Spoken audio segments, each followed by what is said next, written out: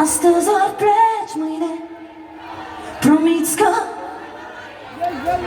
vezi că te întregi de ce te joci ca pe terenul tău cu dragostea de parcă ce floarea la ureche de parcă de ce te joci cu mintea mea.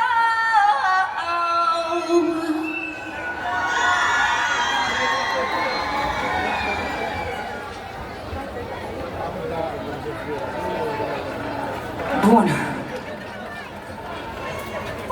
Suferă cineva din dragoste la Braș?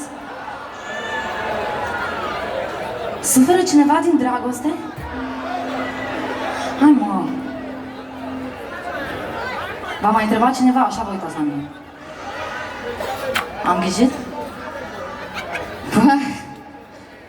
E o perioadă mai ciudată și de-aia e bine să întrebăm oamenii, sunteți bine?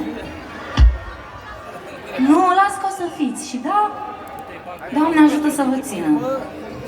Pe piesa asta multe lacrimi au curs, inclusiv ale mele. Și de câte ori când mă emoționez, sper din toată inima să-mi iasă foarte bine seara asta pentru voi, că sunteți minunați.